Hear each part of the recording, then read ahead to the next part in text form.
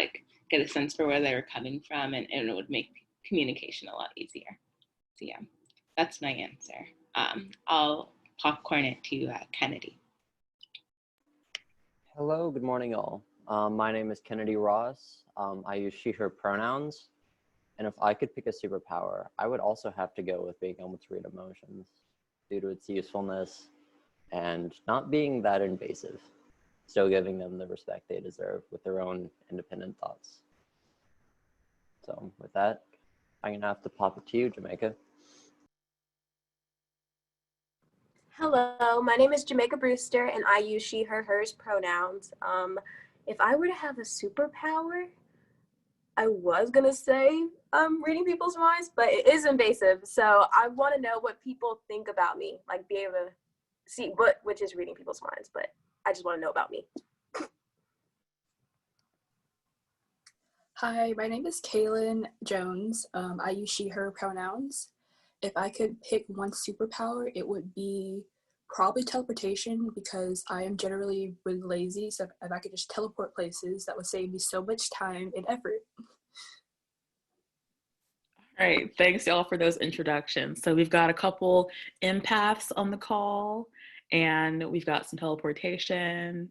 That's so good to know. I mean, I'm hoping for that future for all of you to have those powers. But in the meantime, let's get on to questioning. So for the people listening at home, we are going to do a round robin or round WREN questioning session. So basically each panelist has a set of questions that they've seen before this call to facilitate conversation. Each panelist will answer the question first themselves and then ask that question of their fellow panelists. So first, we're gonna start with you, Kennedy, and I'm going to turn off the camera. All right, y'all, I'll be back for the Q&A session.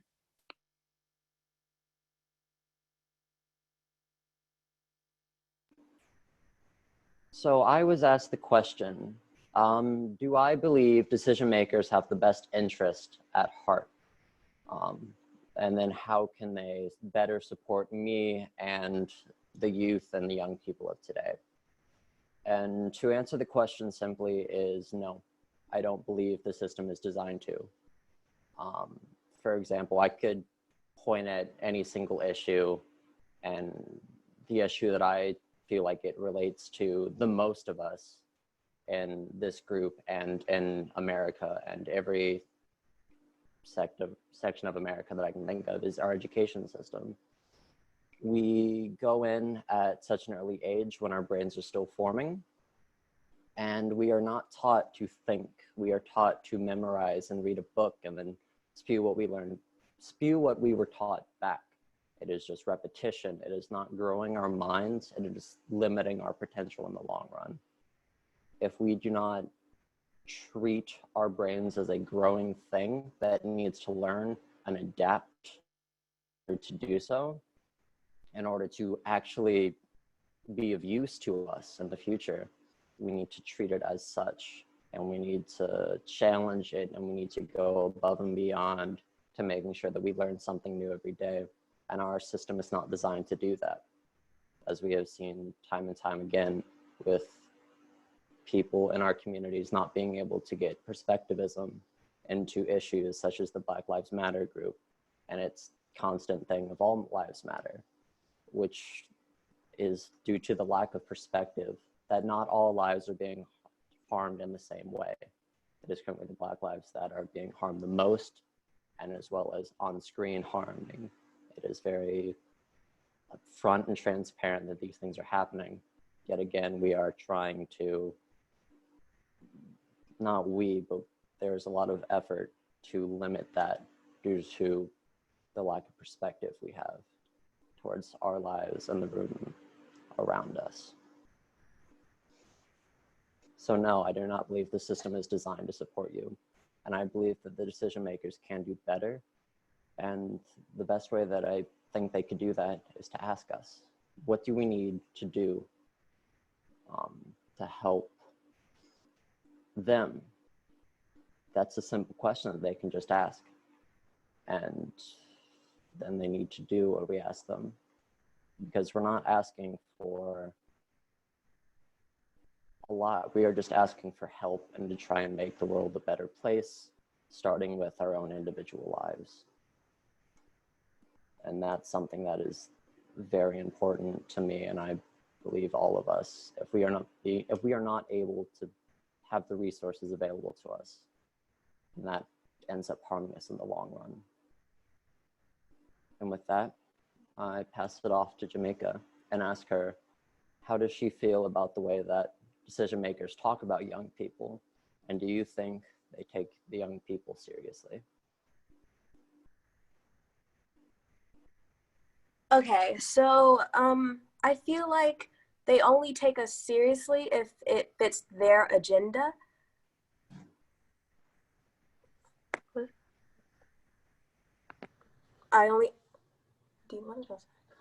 Okay, but if it fits their agenda, and if it doesn't, then we are believed to be uneducated, or we don't have any grounds on what we're talking about. But I feel like as young people, what's happening in our world means a lot more to us than people might think. And I just think they don't take us as seriously as they should. Like when you think about in court or something, and a young girl is speaking out about like sexual assault or something, in court they'll say maybe she's a young woman, and she's a young woman, but if she's talking about her rights or something that's important to her, she's believed to be a young girl, and they can easily change the narrative that way. And yeah, I think that's just where my mind's at with that one. So I think we should move on to the question for Maya. Yes, I guess to like answer the first one, I agree with Kennedy that decision makers don't have young people's best interests at heart. I want to believe that everyone, ascends to a position of power, whether that's like working through the ranks in like the private sector or being elected in the public sector. I want to believe that like everyone like kind of enters those positions with like the people's best interests in mind. But I think that oftentimes, I think like Kennedy said, there's a lack of perspective where if elected officials aren't actively seeking the perspective of young people and of people of different demographics than them, that they can become narrow-sighted and kind of make interest or kind of make decisions with their best interests in mind rather than the entire public that they're supposed to serve. And going back to like the superhero introduction, I feel like that superpower of like knowing the emotions of your constituents and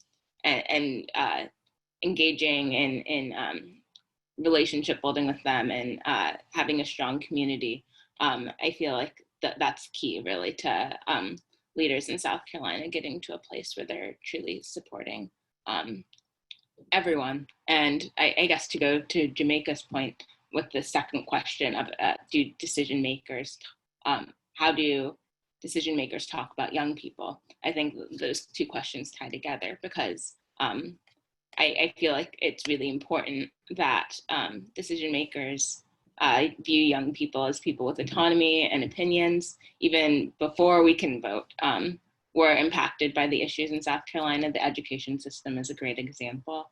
And so I think it's just like really key that elected officials talk about young people like they have, opinions and thoughts and beliefs, because we do. And that would go a long way into helping them have our best interests at heart. So I'll pass it to Caitlin. Yeah, so I'm just gonna kind of tie both questions together like Maya did. So I do feel like our decision makers do not have our best interest in mind. I feel like they view the youth as this other thing that's not a person. Like I feel like they see young people as being uneducated and they don't know as much as they think they don't know that we don't know as much as we think we do, but we are constantly taking in the world around us and constantly learning about what is going on. Especially with social media, we have all the information right at our fingertips. We know what's going on around the country. Our decision makers make choices for us without asking us what we want and what we need, which is a huge issue because we're the ones that's affected by it 100% of the time. Sometimes the decision makers aren't even affected by the decisions they make for us, which is really disheartening to see. So I think how they can help us is just asking us what we need, what we want. And a lot of children have amazing ideas on how to better our communities. So I feel like we should be asked those questions. Since everyone has answered those 2 questions, I guess we can move on to Maya's question. Yes. So I guess to that point of, young people having autonomy and needing to be listened to. I know like a lot of young people across the state are working on really exciting projects to improve their communities, and the same could be said of all of us. So my question is, each of us are involved in our community, and is there anything that we're working on that excites us? So I can start and then, pass it along round robin. During the last few months, I've begun working as a organizing coordinator for the organization Student Voice, which is a national organization, but has a strong presence in Charleston, where I'm from. And the organization's ethos, I guess, is just to really, is exactly what we've been talking about, of like equipping students in particular within the education system to know that their voice like deserves to be heard and deserves to be listened to and deserves to be considered in all the decision-making processes that happen in the education system. And that, students deserve to be partners with teachers and with policymakers in deciding things about our education system. And so just working with that organization has been like really sustaining and given me a lot of hope, working with a lot of high school students, which feels weird to say because I'm just a freshman in college, but working with a lot of high school students has given me a lot of hope in this like kind of tumultuous time. In particular, we're like working on a lot of school board awareness around the election, because obviously we have a presidential election that's really important.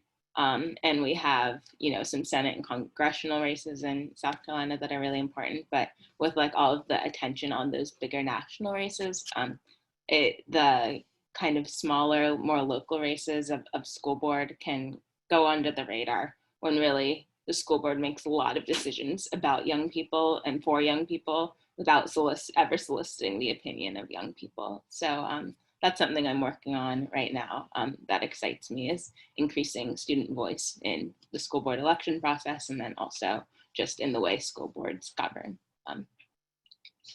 I'll pass it to Kennedy to talk about a project you're working on that excites you. So currently I've taken the semester off. I took the semester off. I'm a student, currently a sophomore at the College of Charleston, and I took the semester off to go live in another state for the time being. I'm currently in California. So before I left, I was one of the youth group leaders at a church, at my local church that I was attending.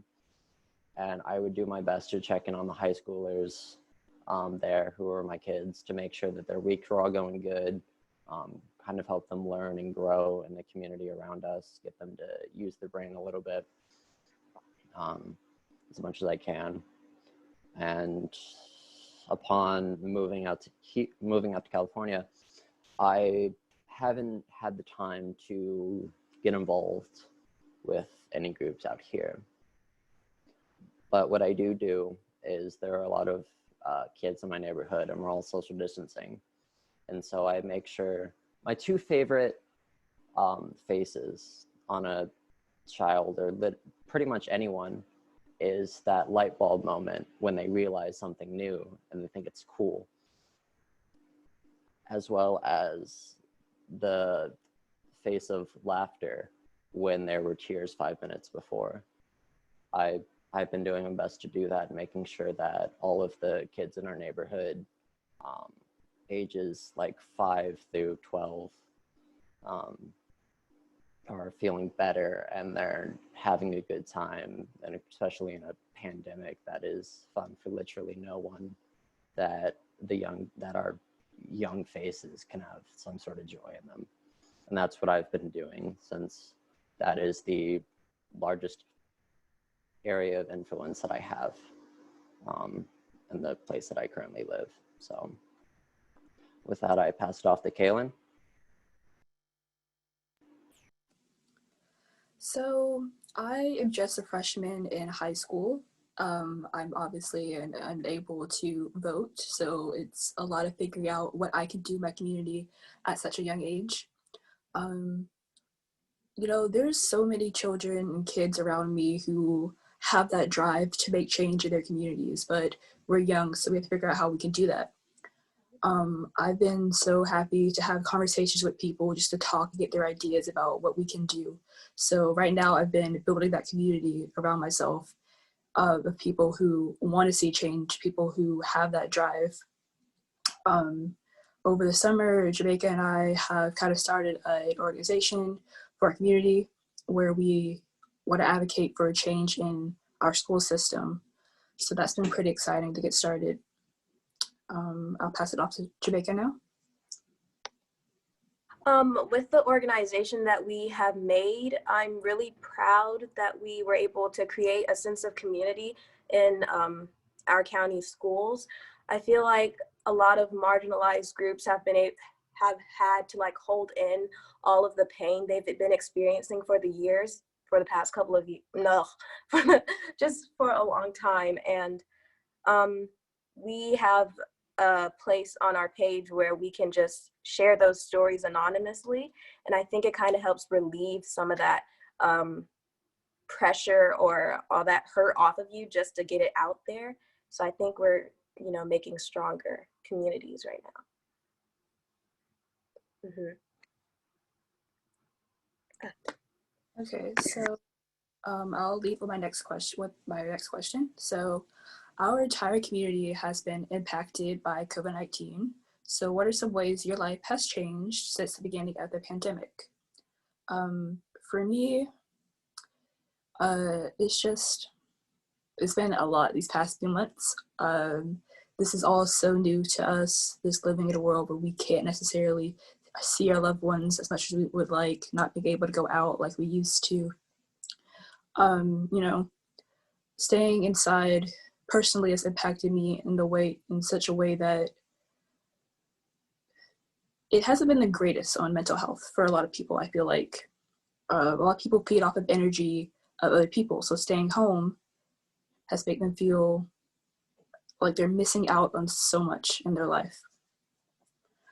I know I've been doing a lot of self-reflecting over this time to figure out what I need to do better. I've just been spending so much time with myself, getting to know myself these past few months. So I'll turn it over to Maya.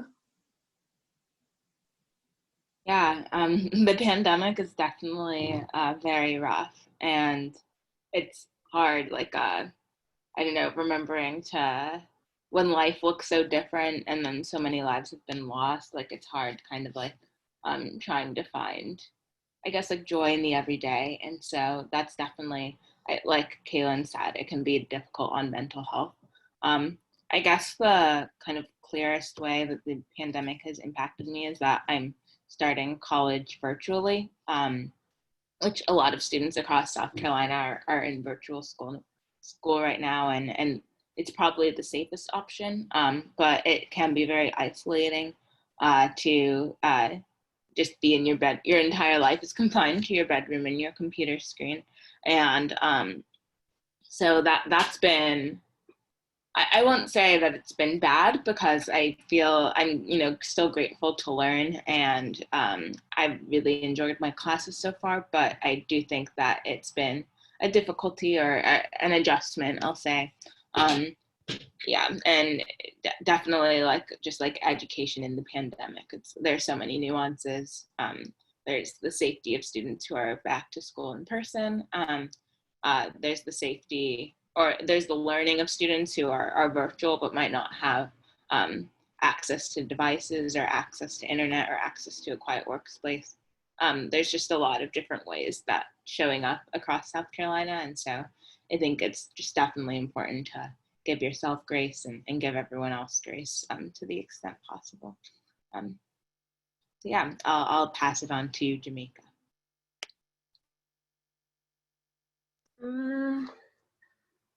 I have also become a lot more reflective over my life and what's happening. I feel like for a long time I didn't know how to process everything, and I've learned that that's okay because no one's used to this yet. But also during this time since I've been, I see a lot more what's happening with the world and understand how powerless I might feel. Sorry, I'm like really going over my words. Sorry, let me collect myself. I've realized that I didn't have as much power in my life than I thought I did, and I wanted to see what I could do, the steps I could take to make a change in my community. So I've been trying to reach out to more people and get more perspectives on life and see what I can do just to feel like I'm doing something in my community, like going to protest and, you know, reaching out to organizations and things like that. Yeah, and just trying to put myself out there more. And I pass it on to Kennedy. Yes, I have noticed a pretty massive change in my pandemic behavior. Last semester I was a student in college, and I would physical college on campus, and I would walk to my 9 a.m. class, and then after my 9 a.m. class I would walk to the dining hall, and then I would walk to my next class, and then I would go to my dorm, and then I would walk to my next class, and that was pretty much my schedule. And then now I spend a lot of more time on like the couch, my bed, not moving. And I've noticed a shift in my mental health. I've been doing martial arts for around 14 years now, and not having a physical space to do them and having to use the small space I do have to practice it on my own time with less constructed time constraints, then it becomes a bit harder for me to put that initial effort into it. And I have noticed that I'm not as strong as I used to do. I do karate, and a lot of the kicks I've noticed have become weaker because I haven't been using those muscles. And due to the lack of physical exercise, my mental health has started going down, and I have to work at it in other ways. Rather than exercising, I've been reading a book. I got a thing of Emerson's essays, and that's been really neat to go through. But I took a semester off from college by the pandemic, and that's not something I originally thought I'd do. But my learning style is very much involved around listening to the professor speak in a class, viewing the group of dynamic of everyone in the class, making those little dumb jokes about what the professor said under my breath. That's how I got most of my friends in college, was those little space puns in astronomy. So there have been many changes that I was not able to foresee, nor I doubt anybody would be able to foresee them happening. But it's something that happened nonetheless, and I am having to deal with it and work around it the same way everyone else is. And with that, we have moved on to our next question, that the pandemic has revealed some pretty big flaws in our country's institutions in terms of like safety nets, checks and balances, and just our basic foundations. And if we could shape the world, what would it look like?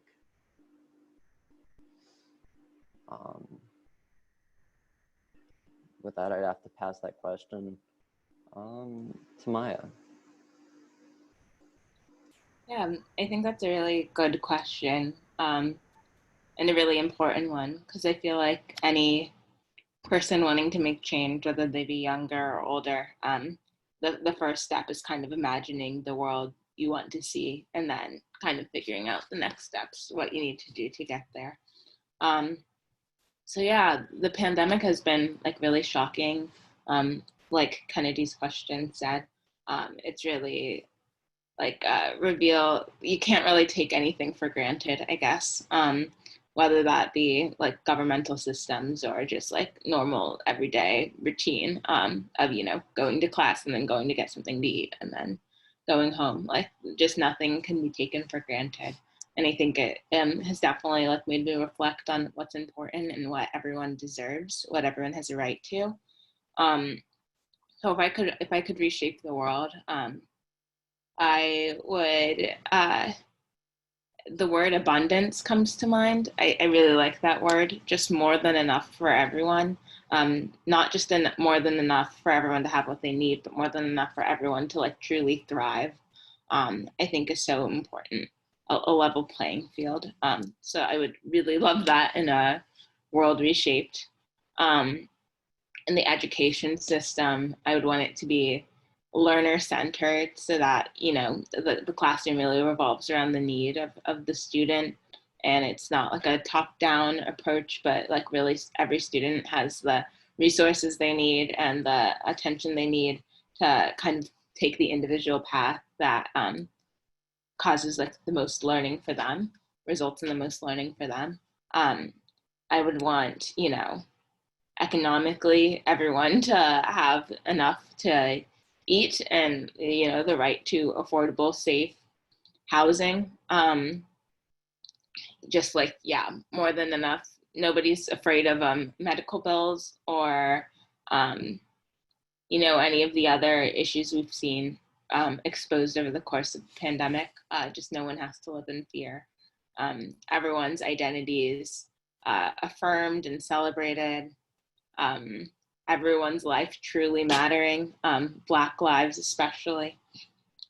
So yeah, that's my, I guess, ideal world, in a post-pandemic society, and yeah, hopefully we conversations like these get us a little closer. So yeah, I'll pass the question to you, Kaylin.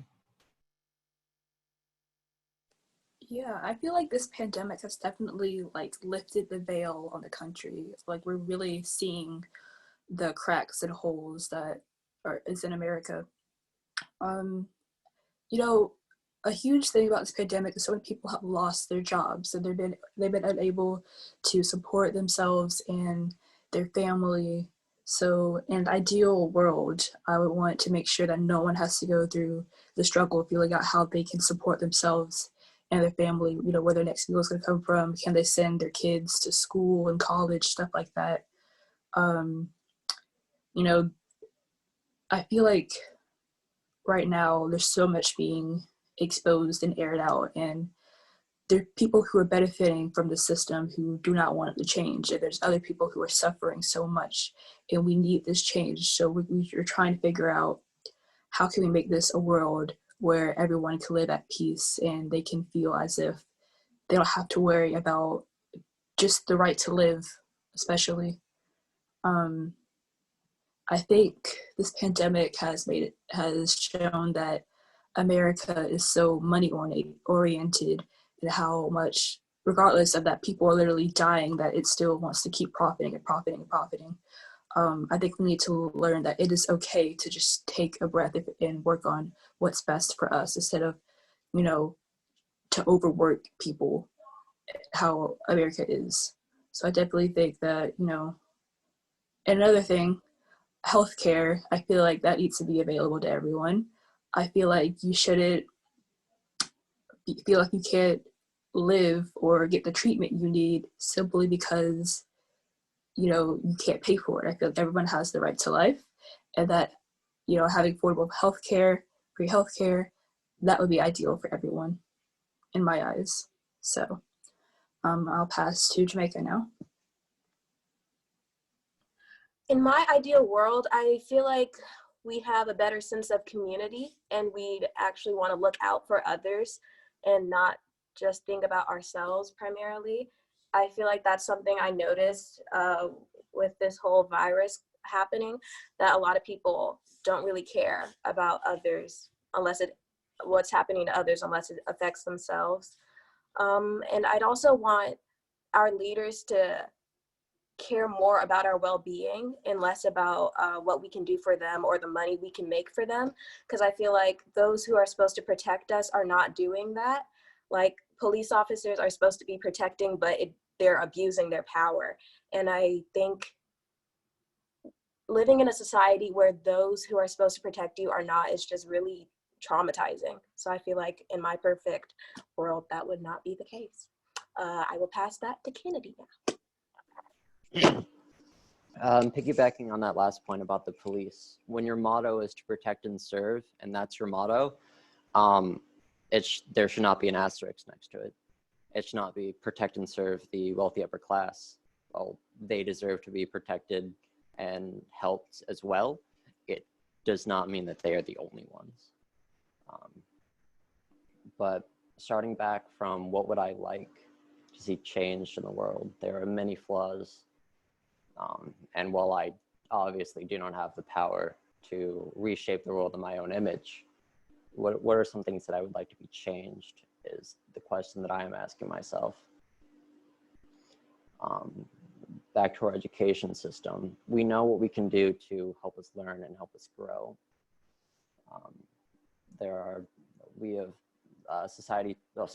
Psychology tells us that if we don't challenge our brains, then our brain will end up challenging us. And so there are many young adults in America with anxiety because their brains were not challenged enough. So they ended up having to create challenges and overthink simple answers. And then so we have a lot of social anxiety as a generation with that, because we know that we are getting smarter as a species. And we are continuing to use outdated information as well as ways of learning. But what I have learned from this pandemic, as well as in other parts of my life, is having less access to like food and water and other finances, shelter, stuff like that. It's very humbling to know what it's like to not have what I previously did, and other people could tell you the same. But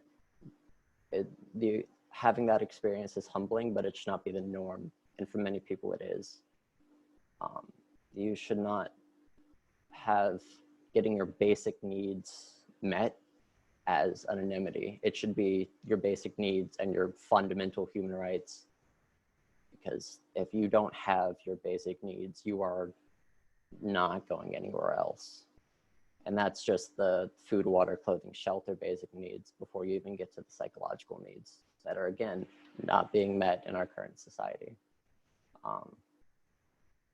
But there is so much. There is a encyclopedia that you could write on what we need to do as a local group, as a community, and just counties, to the state, to the country, to the whole world.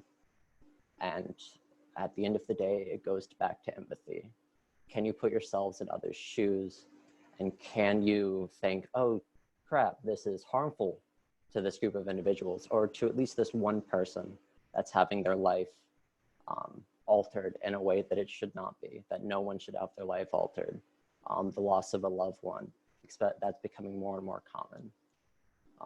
We live in a place, in a world where science is treated as not fact, when at the end of the day, the two constraints to the universe and to us are the laws of physics and the laws of our will. And we are not, and when we discount the science side of it, then we all end up suffering. So with that, I believe we have answered all of our predetermined questions, and I pass it to Courtney. Thanks, Kennedy. And thank you to all the panelists for one, giving us your time, but also being so thoughtful in your answers. And just to prepare the folks watching and listening, we're gonna roll into the Q&A portion of this. And so we're gonna have a virtual mic. So if you want to step up to the virtual mic, that entails coming on camera and asking your questions. So if you'd like to be on camera, you can raise your hand inside the chat function, or if you would like, you can type your question into the Q&A box and I can read it out to our panelists. So as you're generating your questions, I just want to give a couple like reflections on a little bit of what we've heard today. So I think I took notes, y'all. Something that came up over and over and over again was asking people what they want and like believing them when they tell you what they want. So I think that is a level of trust that these folks expect from elected officials, but also from other people who govern their lives. So, and I think a lot of things that came up too were like empathy and autonomy and abundance and the ways that people should be able to live freely. And that freedom does include having the things that you need to live and survive. And that was something that really struck me. So some of the questions at the top of the round robin segment were from a research study that WREN conducted with the National Women's Law Center and Change Research. So that study was called Our Voice 2020. If you want to read more about that, you can go to scwren.org/research. But I wanted to see kind of what would happen if we asked the same questions to a younger group of people. And remarkably, or maybe not so remarkably, some of the same issues that came up in that survey were brought up here. So healthcare, addressing violence and police brutality, equity. People are really concerned about the rights of LGBTQ plus people and Black and Brown folks in this country. So a lot of those similar themes are coming up across age groups, across races. So it stands to reason that everyone's voice should be heard because we have some of the some same issues that are coming up across these like social strata. It also, something that also is similar between these two groups of people, our panelists and the survey respondents, is that everyone feels like their voice isn't being heard. So that means to me that there are some people in power who are silencing folks, regardless of their age, regardless of their race. So I think it's important to create spaces like this, but also to go out into our communities and make sure that everyone's voices are heard, because clearly, like, these are things that we should all be listening to, and young folks have things to say. So with that in mind, I'm gonna go to the Q&A box here. Okay, so we've got a question from Janet, and Janet asks, if you could hold any elected office, what would it be and why? And I'll leave that open for whoever would like to answer that. I can start. When I was like 12, if you asked me what I wanted to be when I grew up, I would say president. And my logic there was that you know, like, government is how you like make change, how you make people's lives better. President is the most important job in government. And so being president is how you make the most people's lives better. And I think that assumption, I guess, was a little bit shaken by 2016. I was a freshman in high school then, and so it was like I was like just coming of age, basically, like definitely like really aware of politics, almost hyper aware, but like couldn't vote, and it was just in like a really powerless spot. And I was like, okay, maybe the presidency isn't all it's cracked up to be. So I think that, and I think like something I've realized in the years since is like the power of local change and the power of like making the people around you's life better, and not that you don't necessarily need to be affecting the most people. If you make a lot of people's lives better by a little bit, or if you make a small amount of people's lives better by a lot, sometimes being more focused and more specific, and I guess like the change you're trying to accomplish, is most effective. So I guess all that to say that I would like an elected office where I feel like directly connected to like the people I'm representing, that like I could go out and talk to them, and the country feels a little bit overwhelming, like a kind of overwhelming amount of people. So I think maybe my ideal elected office would be like a representative in the House. I think I like really look up to a lot of like the women who are elected in 2018. Alexandria Ocasio-Cortez, Ayanna Pressley, like these are all role models to me. And I feel like it's nice to like be making change on a national level, but like still have a community that you're representing that you can like come back to and like really be in tune with. So I think that's my ideal elected office.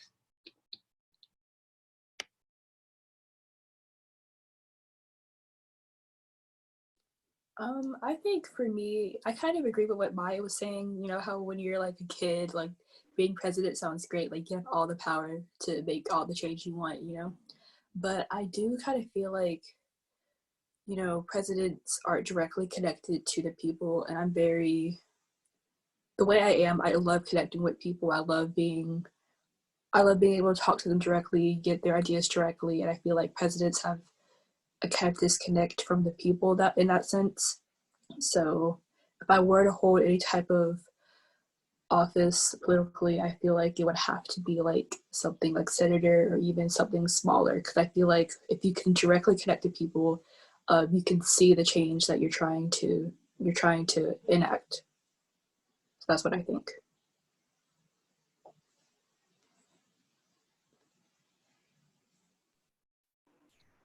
This is a question I have actually given quite a lot of thought about for quite some time, but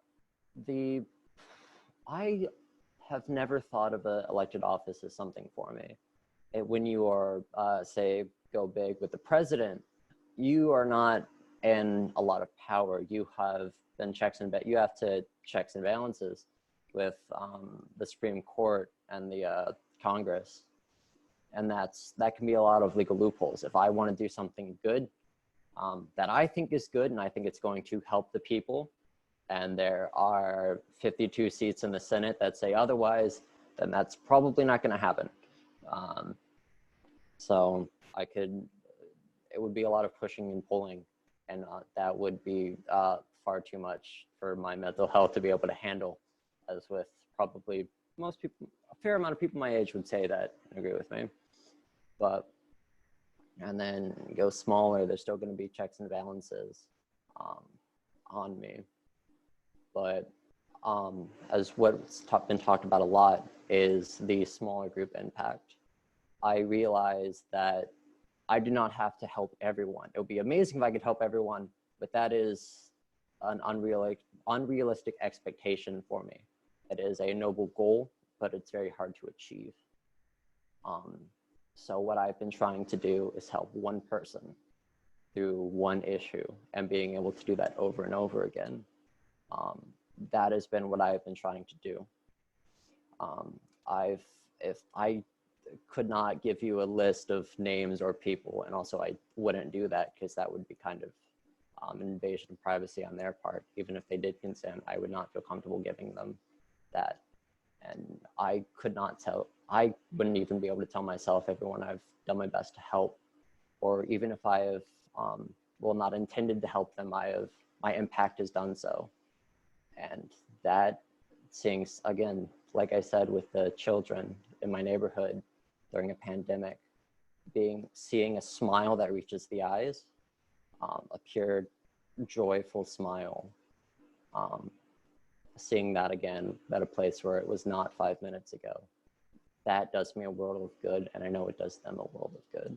So if I can do that to people who are not 6 and 7, but 14 or 15 or 22 or in their 30s or 40s or higher. If I can make someone's day better than it was, or if I can make someone's life better than it was, then that's something that I try and do. And that's hard to do outside of one-on-one dynamics. I could be talking with a group, but if someone's having a bad day, I don't want to talk to them in front of that group, as that gets more personal, and I would not want to invade their privacy in that way. If someone feels comfortable enough to talk to me, I will gladly help them, and I wish to do that for those that I can. So I would probably, trickle back to the question, I would not want to hold an elective office. I think the best thing I could do would be social support for those in need. And that is the best I can do, and that is what I am willing to do for those who need me.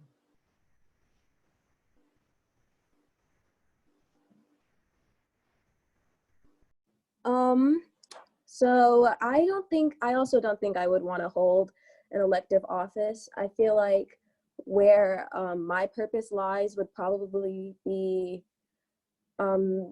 also supporting, working with organizations and things like that, but not in like the thick of it, you know? I don't see that for me. I think I would rather just help people form their opinions by, you know, giving information and being there to speak to them and things like that, and being able to connect on more personal levels than I could ever do in government or in office. Thanks for those answers, y'all. So we do have another question in the chat. Okay, I'm just gonna read, and here we go. I think a lot of us want young people to feel heard and that their voices make an impact, but we also don't know where to start or how to offer support.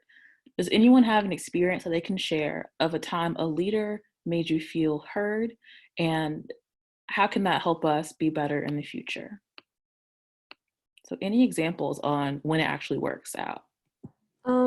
I have a teacher who makes it her goal to make sure that she is hearing what our problems and things like that. I'm an actor, so in classes, she'll bring up views that aren't just the standard like old white male point of view. It'll be other ideas and things like that. And I feel like her respecting the different perspectives that make up a community just makes me feel a lot more heard than just, you know, what other teachers or other older people might do for, you know, my group.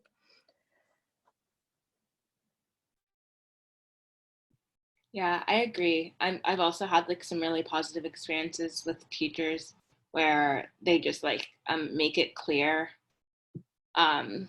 It's like there's a relationship there that makes it feel like an open pathway of communication. So just like continued like emotional support, like viewing me as like a person and not just a student. Good days, bad days, days in between, and then if there's a point or if there's like a change I want to make, or if there's an issue I want to like bounce off of someone, I just know they're there. That relationship already existed.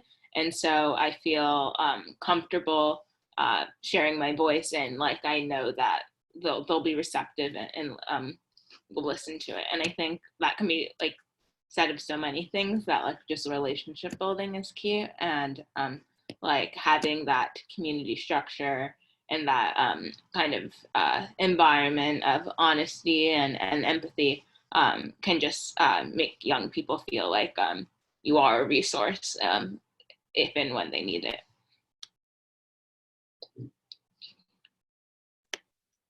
Yeah, so I've also had very positive experiences with teachers. Throughout my middle school, I was president like each year, so that I had some power in that. My teachers always made it a space where they felt like I could come to them and talk to them about anything, and I would utilize that. They always made sure that they showed different perspectives on life. And I feel like kids spend a lot of time at school. Well, not right now, but kids spend a lot of time at school, and teachers, you know, really affect them in the way they think, the way they perceive life. So the teachers I've had for the past, through my middle school years, I've had a relationship with them. They made me feel like they cared about what I had to say.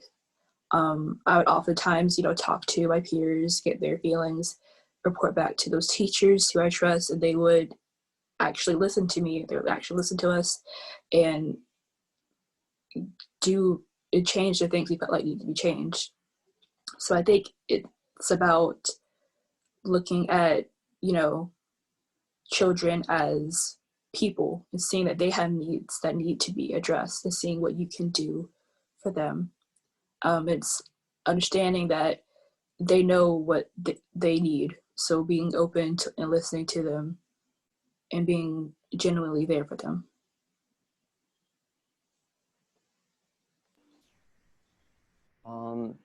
So for me, I'm going to try and answer the question both in personal and what you can do too, to try and follow in the same footsteps that I did. So for me, I'm a member of the LGBT community. That is an issue that is a personal identity label that I have. And that's something that is an important identity label for me. And it's not something you can choose. It's one of those issues that you don't have any choice over, or else I don't think anyone would choose to be discriminated against in our current state. And probably the future state, but I wish to change that. And so, again, I was a member of the LGBT, I am a member of the LGBT community, and I get involved in a local LGBT organization that works in youth outreach. And I went to support groups and I did stuff and I started helping out and some volunteer work, and I kept going and I got familiar with people and fellow volunteers and representatives. And someone from that group, basically they retired from the group and then they came to WREN, the group that is hosting this panel. And they were the one that got in contact with me and see if I was interested in doing a panel. And that's why I'm here today, because I chose an issue that's important to me. I looked around in my area for that one issue. I reached out to an organization. I got involved. Yes, Melissa Moore is the person I'm referring to, but they are an amazing person and I love them. They are fantastic. Oh, hi Melissa, you are amazing. We love you. But they are typing in chat for those of you who are unable to see this or seeing it later. So I came to the organization. I kept going. I kept doing stuff. I volunteered. And then I made contacts in the community and a name for myself so that people go, oh, that's Kennedy. They're quite knowledgeable in LGBT stuff. They've done some panels and they've done the best to help the people around them. I know I can go to them if I need something, and they can make my life slightly better because they can refer me to someone, or they can say, you know what, I don't know too much about that issue, but I know about this person and this organization that does. Let me send you their contact information or like the website or something, and get them involved in an issue that is closer to them than it is to me. Because we all have numerous identity labels, some of which we share, some of which are seen, some of which are invisible, some of which we choose not to share. But we all have labels. And so I would recommend picking one of them and starting there and finding a good organization. You could not get a good organization. I was lucky enough to get some good ones, but you can always leave. If something is not working out for you, or it's not being what you needed, then you always have the answer. You always have the choice not to go, because you are responsible and you are the most knowledgeable about yourself. And if something is working out for you, or if something is not working out for you, you're the person that knows yourself the best. And so only you get to choose what is truly right for you. Well, y'all, thank you so much. I think that's a good place to leave it. You are the author and the star of your own story. So thank you all so much for being here today. For those of you watching or listening at home, this was session 4 of the WREN This Together Summit. Session 5 is coming up on October 8th at 11 a.m. And that will be Advancing Economic Dignity in South Carolina. This panel aims to raise awareness and inspire action to close the gap and advance economic dignity in South Carolina. We will define the gender and racial wealth gap, quantify it in South Carolina, and highlight some of the factors that create and perpetuate it, and offer high-level policy recommendations. So the summit train has not left the station yet. We're not done. There are 2 more sessions. So session 5 is coming up, and our final keynote will be with Rebecca Traister, New York Times bestselling author. So again, panelists, thank you for using your voices, and thank you for sharing space with us today. All right. Bye, everybody. Right. Bye.